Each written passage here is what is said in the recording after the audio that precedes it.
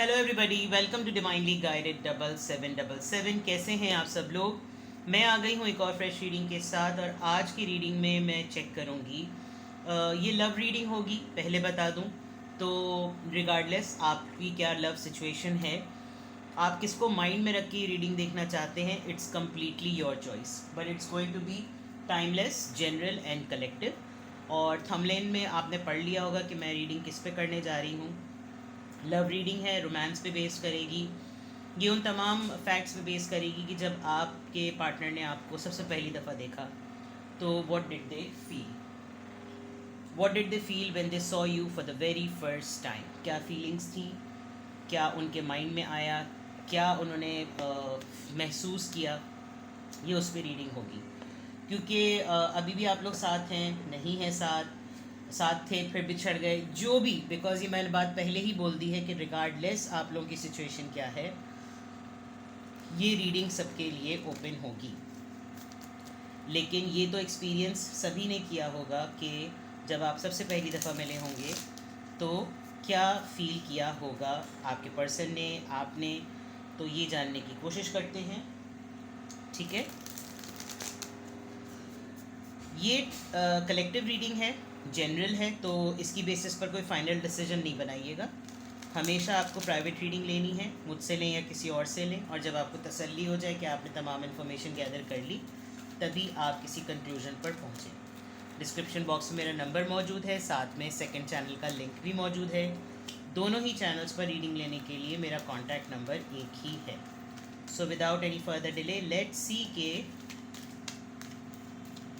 How did they feel when they saw you for the first time. कैसा महसूस किया उन्होंने जब उन्होंने आपको पहली दफ़ा देखा, उनकी क्या फीलिंग्स थी जब उन्होंने आपको पहली दफ़ा देखा था। डार्केस्ट फियर, 9 ऑफ सॉर्ड्स है ये। हेल्पलेस एंड होपलेस, 9 और 8। Then dedicated effort. ठीक है, सबसे पहली बात, there is a big possibility dreams coming true. ये बहुत खूबसूरत कार्ड है, नंबर 9। अरे वाह, 9 9 एंड 8 8।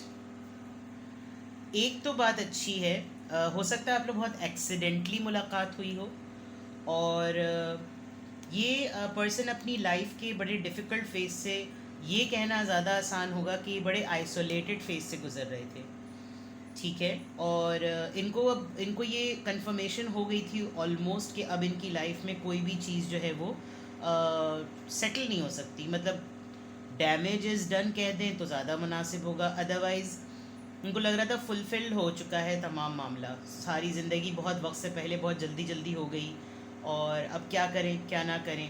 शायद ब्राइटनेस और लाइट्स जो हैं वो दूसरी तरफ हैं, मेरी ज़िंदगी में कोई एक स्टक है, मैं इस तरफ जाऊँ या इस तरफ जाऊँ, मैं एक बीच राह में खड़ा हुआ इंसान हूँ, मैं क्या करूँ। But the moment they saw you for the first time, आपको जब इन्होंने सबसे पहली दफ़ा देखा, तो एक बात तो फॉर श्योर है कि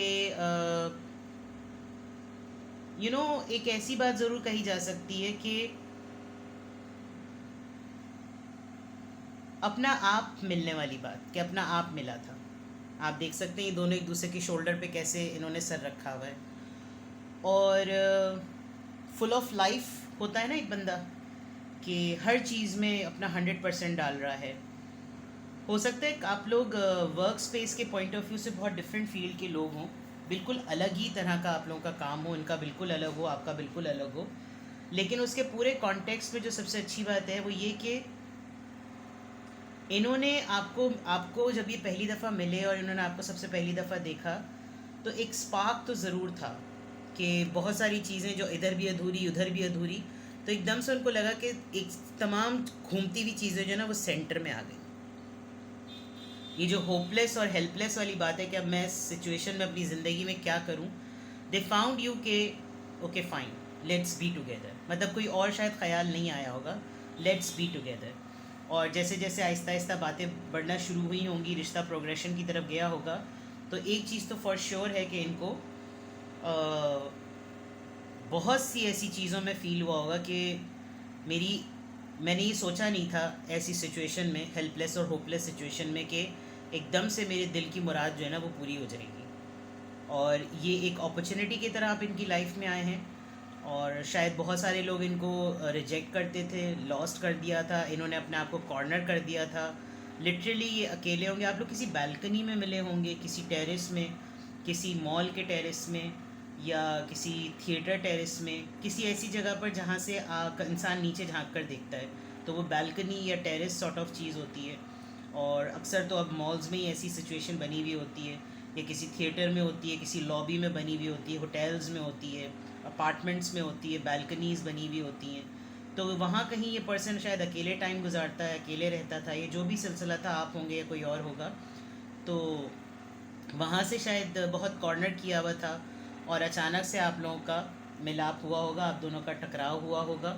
और जब सबसे पहली दफ़ा इन्होंने आपको देखा, तो एक तरफ इनको अपने अंदर एक स्पार्क महसूस हुआ कि I am getting aligned, alignment में मेरी जो है ना, मेरा वजूद अलाइनमेंट में आ रहा है। ठीक है, फीलिंग्स की बात है तो थोड़ा सा बोल्ड डेक मैं यूज़ करूँगी, जबकि मुझे इसको एंड में यूज़ करना चाहिए। विद ऑल ड्यू अपॉलॉजी मैं इसके इमेजेस आपको नहीं दिखा सकती, लेकिन फीलिंग्स की बात है तो मुझे इस डेक को यूज़ करना पड़ेगा। लेट्स सी कि आपके पर्सन ने कैसा फ़ील किया जब उन्होंने सबसे पहले आपको देखा।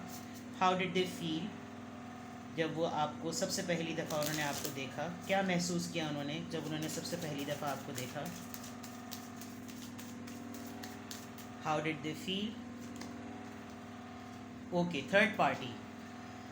हो सकता है इस पर्सन को अचानक से ख्याल आया हो कि ये ऑलरेडी किसी के साथ, you may be dealing with the कार्मिक सिचुएशन। ये अपने साथ, जैसे मैंने कहा ना कि बहुत सारी चीज़ें इनकी ज़िंदगी में हो चुकी थी, और ये एक लम्हे को ये भूल गए होंगे या भूल गई होंगी कि ये ऑलरेडी एक रिलेशनशिप में हैं।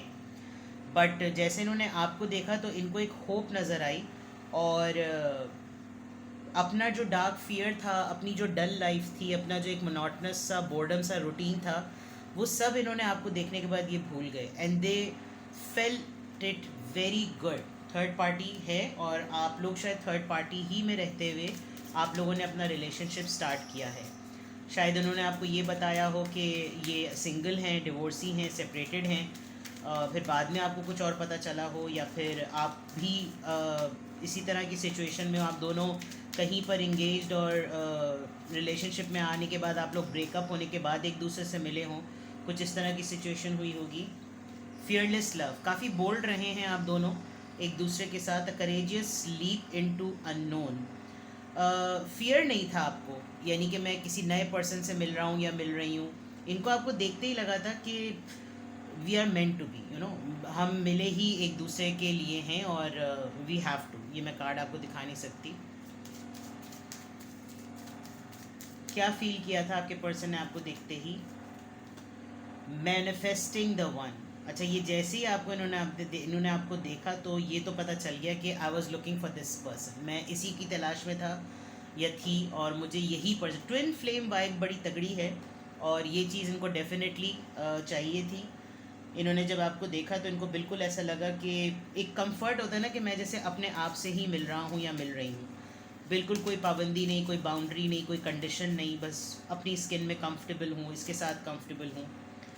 बर्निंग डिज़ायर, आई थिंक आप लोगों की फ़र्स्ट या सेकंड डेट पर ही बहुत सारे मामला जो हैं वो बहुत कम्फी हो गए होंगे, आप लोग बहुत एक दूसरे के साथ ईजी हो गए होंगे, और बहुत, यानी हर तरीके से, हर लिहाज से आप लोगों ने बहुत अच्छे तरीके से अपना लव रिलेशनशिप जो है वो रखा है। तो दैट्स गुड,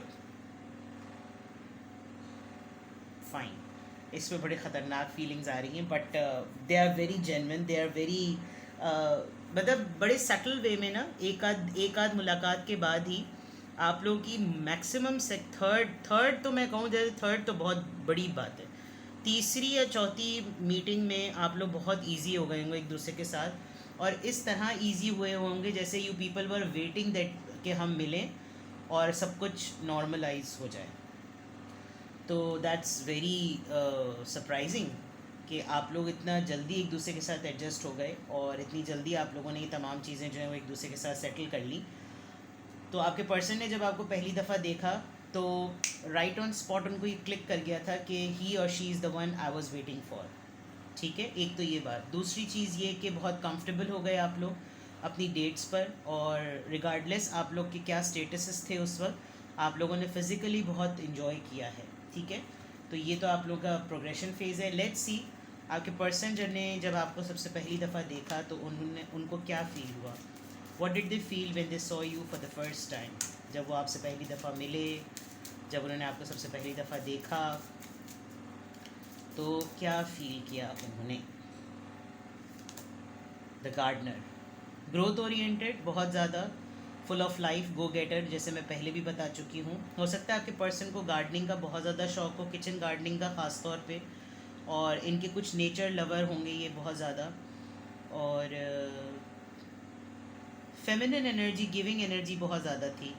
जो कंफर्ट वाली बात है ना, वो इसीलिए है बिकॉज एक दूसरे को बहुत स्पेस दिया आप लोगों ने, जजमेंटल नहीं हुए, क्योंकि शायद दोनों के साथ जो पास्ट के एक्सपीरियंसेस हैं वो ऐसे हो चुके होंगे कि अब आप लोगों को ये ख्वाहिश नहीं रही होगी कि आप किसी के ऊपर अथॉरिटेटिव हों, तो जिसकी वजह से काफ़ी ईजी रहे हैं आप लोग। क्रिएटिविटी, हो सकता है आपका ताल्लुक़ किसी आर्टिस्टिक फील्ड से हो, आपको ड्राइंग का, एस्ट्रोलॉजी का या ट्रैवलिंग का बहुत ज़्यादा शौक़ हो, और आप एक्सप्लोर करना और इवॉल्व करना, ग्रोथ आपके अंदर नज़र आ रही हो। इनको जब आपसे सबसे पहली दफ़ा मिले होंगे तो इनको लगा होगा कि बहुत कुछ है अभी इसकी लाइफ में अचीव करने के लिए, बहुत फुल ऑफ लाइफ पर्सनैलिटी है इसकी। स्पिरिचुअल मेच्योरिटी, सोल कनेक्शन तो है, डेफिनेटली सोल कनेक्शन है। और ग्रेजुअली जब आप दोनों एक दूसरे के साथ आप लोगों ने वक्त गुजारा है तो कहीं ना कहीं दोनों एक दूसरे के लिए स्पिरिचुअल जर्नी का पर्पस बने हैं, और इनको आपकी वजह से या आपको इनकी वजह से अपनी लाइफ का पर्पस आप दोनों ने ढूंढा है। तजुर्बे ऐसे मिले होंगे जिसकी वजह से आप लोग खुदा ज़ात से बहुत ज़्यादा क्लोज़ हो गए होंगे, और आपका दिल बहुत अच्छा है। इनको जब आपसे मुलाकात आपकी हुई होगी, इन्होंने आपको सबसे पहली दफ़ा देखा होगा, तो हो सकता है इन्होंने कुछ ऐसी ऐसी स्टेटमेंट्स कही हो कि मैं तो कुछ और समझाता, मुझे तो लगा कि जैसे कोई और है, और दुनिया है आपके साथ ना पूरी। इनको बहुत अच्छा फ़ील होता है। अगर आप मेल देख रहे हैं तो आपको बहुत मदरली फिगर्ड फील हुआ होगा, और अगर आप फीमेल देख रही हैं तो आपको बहुत फादर फिगर्ड फील हुआ होगा। Plus with this life purpose phase ऐसा लग रहा होगा कि जैसे ऐसी होनी चाहिए ज़िंदगी, ऐसे गुजारना चाहिए, फुल ऑफ लाइफ, हंसना, खिलखिलाना, जोक्स क्रैक करना, लाइट एनर्जी में रहना, एक दूसरे की छोटी छोटी चीज़ों को अप्रिशिएट करना।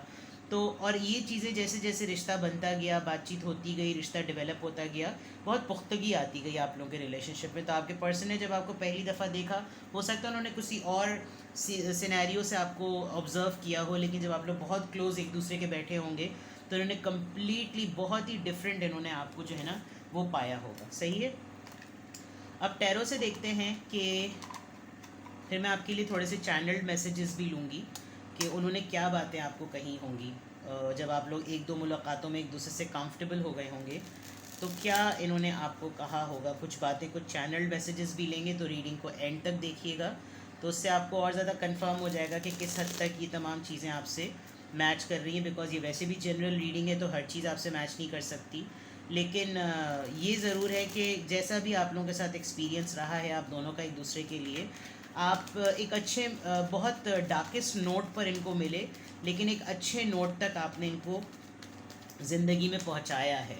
यानी ये अपने बहुत डाउन मोमेंट पर आपसे इनकी मुलाकात हुई होगी, but they found you very determined, और आपकी वजह से इनको होप मिली, आपकी वजह से इनको लगा कि नई चीज़ों में मिरेकल्स होते हैं, ज़िंदगी में मिरेकल्स होते हैं, इस तरह की बातें। ठीक है। Now let's see, literally tarot से देखते हैं कि जब ये आपसे पहली दफ़ा मिले तो इनको क्या महसूस हुआ। जब ये आपसे पहली दफ़ा मिले तो इनको क्या महसूस हुआ। 6 ऑफ सॉर्ड्स, सुकून मिला। सबसे पहली बात, इनको लगा जैसे इनकी कश्ती पार लग रही है, ये अपने ज़िंदगी के सुकून को ढूंढ भी रहे थे, ऐसी बात नहीं है। लवर्स, वाओ, बहुत डिफरेंट हैं आप दोनों एक दूसरे से, लिटरली कल्चरल, कास्ट, क्रीड के पॉइंट ऑफ व्यू से बहुत डिफरेंट होगा। आप लोग का हाइट का डिफरेंस बहुत ज़्यादा होगा, या आपके पार्टनर जो होंगे या आपके पर्सन बहुत ही ज़्यादा टॉल होंगे, और कोई स्पेशल किस्म का इनका हेयर टेक्सचर होगा, जैसे एफ्रो हेयर नहीं होते वैसा हेयर टेक्सचर होगा, बिल्कुल सर से जुड़े हुए जो बाल होते हैं, और घुंघरियाले, बिल्कुल घुंघरियाले, और आप बहुत ही ज़्यादा वेवी हेयर स्टाइल के होंगे, या आपकी स्ट्रीक्स हुए हुए होंगे, कुछ इस तरह की चीज़ें।